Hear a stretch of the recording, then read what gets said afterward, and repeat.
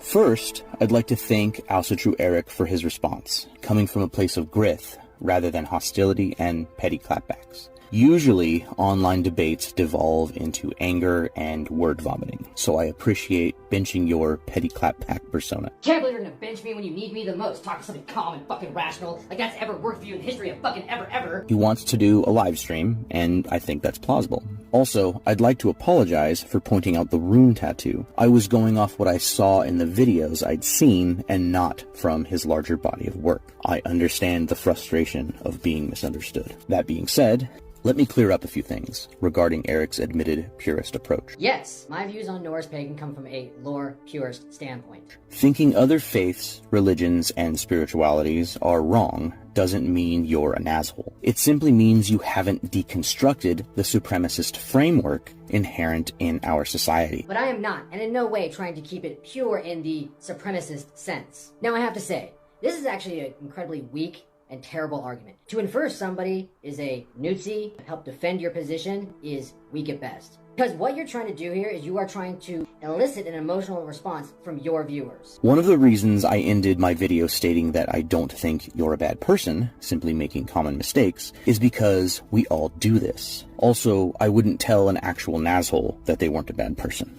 Until you start peeling back the layers of the Christian hegemonic frameworks around us, you're subject to those biases. Polytheists never thought that other pantheons were invalid. Even Roman and Greek colonizers simply saw other gods as different perceptions. The Ptolemaic Greeks combined Hermes and Anubis, as both were psychopomps, escorts of the departed, into the afterlife. Set and Typhon were seen as similar because they were gods of chaos. We also have linguistic evidence of this.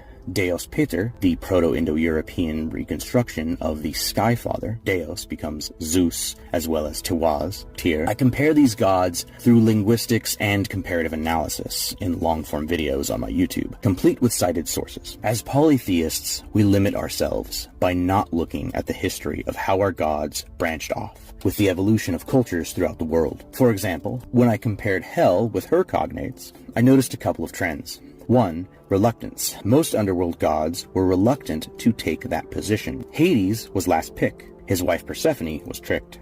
Ereshkigal was also tricked. So it makes sense that Odin placed her there, rather than her creating her realm or going of her own accord. This is reflective of how we see death. We too are reluctant to depart from this mortal coil. 2. I kept finding more about Odin, as his cognates, like Veles, tend to be underworld gods, which explains his connection to Valhall. I'm planning on doing another deep dive, but the Greek Elysium seems to be a cognate of Valhall. Likewise, the Keres are spirits of violent deaths, not unlike the Valkyries. And 3. I kept running into underworld goddesses as maternal figures, often being mothers themselves. This makes sense in how we would want our departed loved ones taken care of. Evidence points towards the Earth Mother being the proto-original underworld goddess. As we place our loved ones within the earth, we want them cared for. By sticking to a purist viewpoint, all of these details are missed. And, aside from polytheist cultures at large never invalidating other religions, since my time here on TikTok, I have never hidden the fact that I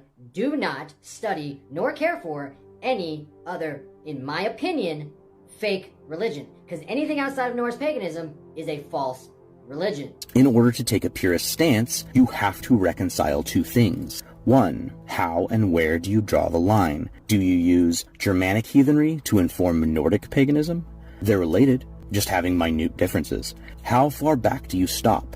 Do you include pre-Viking Age? Migration period heathenry? What about before that? The further back we go, the closer we are to that shared Indo-European source. Do you completely separate yourself from before the Proto-Indo-European connection? You start to see how drawing arbitrary lines in time becomes problematic. And 2, why do you think your exact perspective is the one and only? That only people in Scandinavia from roughly 700 AD to 1000 AD had the capital T truth. How do you know without a doubt that the rest of the world was wrong? And yes, that line of thinking, as Petty Clapback Eric said, you know they're going to say you have a Christian mindset for saying that, right? Yes, they probably will. is Christian. Christianity stemming from Canaanite polytheist henotheism, the focus on one patron god above others, which eventually evolved into monotheism, forsaking all other gods before me. You are literally saying the rest of the world is wrong in favor of one perspective. My justification for being Nordic pagan over other religions is that my perspective of whatever the original source pantheon is the Norse perspective.